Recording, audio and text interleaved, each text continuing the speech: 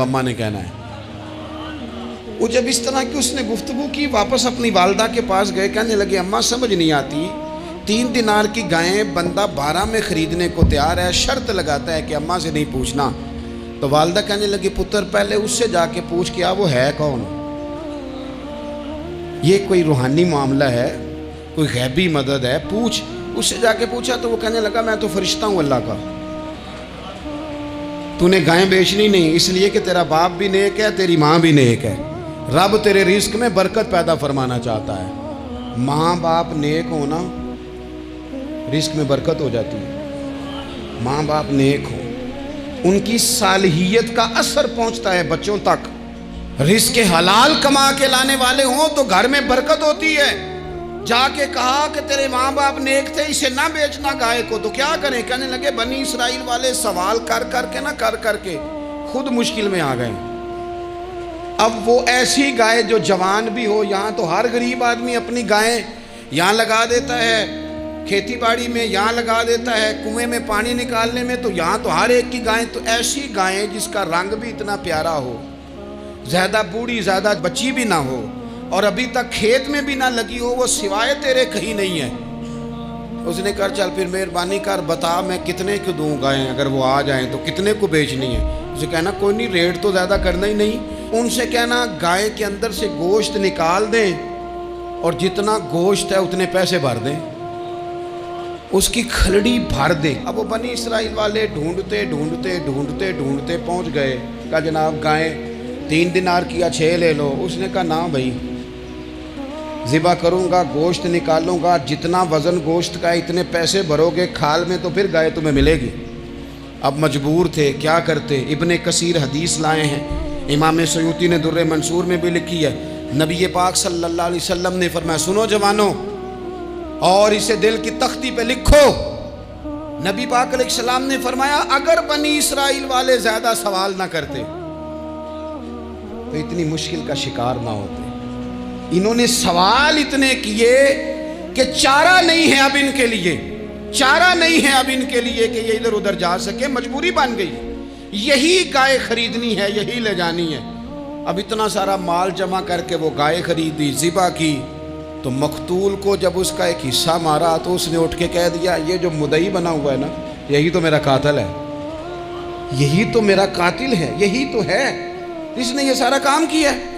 तो ज़्यादा सवालात करना, बहुत ज़्यादा सवालात करना, हर वक्त बहस में रहना, नबी पाक सल्लल्लाहु ताला अलैहि वसल्लम ने मना फरमाया।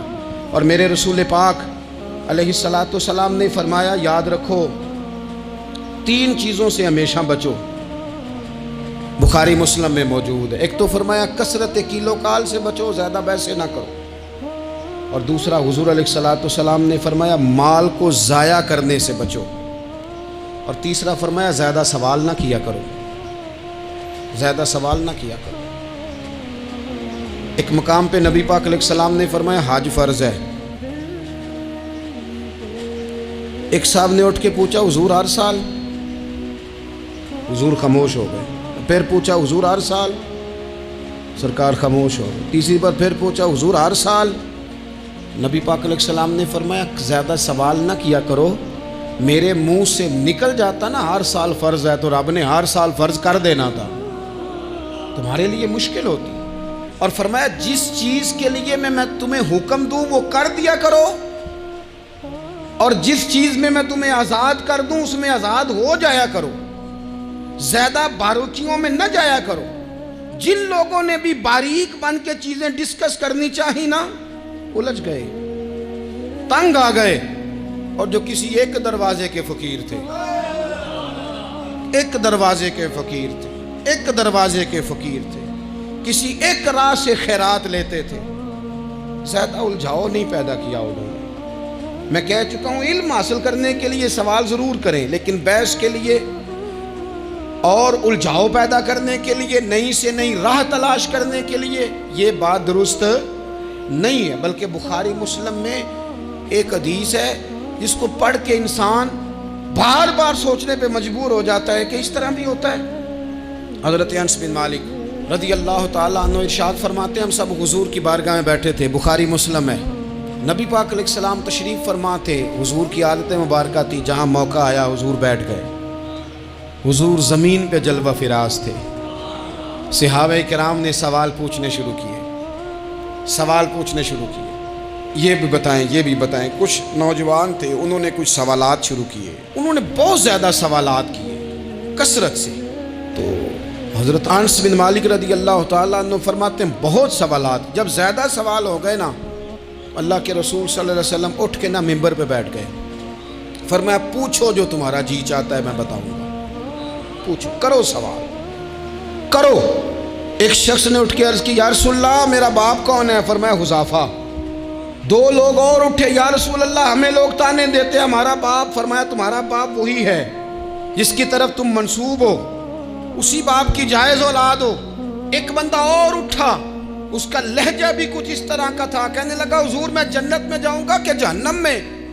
کئی دفعہ نا چیزیں راز میں رہیں تو وہ ٹھیک رہتی ہیں، لیکن جن کو راز کھولنے کا شوق ہو ان کے اپنے بھی کھل جایا کرتے ہیں، ان کے کھل جاتے ہیں، پھر وہ تکلیف میں آتے ہیں۔ یاد رکھیں، حضور میں جنت میں جاؤں گا کہ جہنم میں؟ حضرت انس بن مالک کہتے ہیں کریم بولے، مور لگنے لگی، ہم کانپنے لگے۔ حضور نے فرمایا تو جہنم میں جائے گا، دوزخی ہے تو۔ بس جب وہ سناٹا چھا گیا، اب ڈر تھا کہ کچھ اور باتیں نہ، یہ کثرت سوالات کی وجہ سے حضور ناراض ہو گئے۔ کہتے ہیں فٹافٹ حضرت عمر اٹھے، فٹافٹ، اور کوئی معافی نہیں مانگی، کوئی بات نہیں کی۔ جناب عمر تھے نا، آئے عمر تیرے جملوں پہ مر جاؤں، ان راہوں پہ قربان جہاں سے عمر چلتے تھے۔ ہر حکمران تیری بات کرتا ہے، پر عمر تیرے ایک ایک فیصلے پہ میری اولادیں قربان۔ ایسا بھی شخص کوئی پلٹ کے دنیا میں آئے گا جیسا خطاب کے گھر عمر پیدا ہوا۔ حضرت فاروق اعظم اٹھے، یوں ہاتھ باندھے، رو پڑے، کہنے لگے نہ حضور نہ، رضیت باللہ ربا وبالاسلام دینا وبسیدنا ومولانا محمدا نبیا ورسولا۔ حضور ہم بڑے راضی ہیں کہ اللہ ہمارا رب ہے، سونیا بڑے راضی ہیں کہ دین ہمارا اسلام ہے۔ یا رسول اللہ ہم بڑے راضی ہیں کہ اللہ نے آپ کو ہمارا نبی بنا کے بھیجا ہے۔ حضور بڑے یوں ہاتھ باندھے، نہ ساڈا بولے چولے معاف کری، غلطی ہو گئی حضور جوانوں سے، نہیں ایسا حضور، نہ اس سے زیادہ کوئی پردہ نہ کھول جائے کہ رضیت باللہ ربا وبالاسلام دینا وبسیدنا ومولانا محمدا نبیا ورسولا۔ وہ ضرورت کے لیے سوال ضرور پوچھا جائے، حضور پسند کرتے تھے، لیکن بحث میں الجھ جانا، ہر وقت دین کو تختہ مشق بنا لینا، ہر وقت میرا دل تڑپتا ہے، کبھی کبھی سوچتا ہوں یہ میرے نبی پاک کا دین ہے، کیا یہ صرف دنیا میں بحث کے لیے آیا ہے؟